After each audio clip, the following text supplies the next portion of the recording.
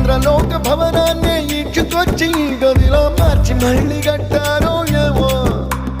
మాయజాలము తెలుసు మంత్రగారడి తెలుసు రెంటి కన్న ఇది ఇంకోటేమో నీలాకాశం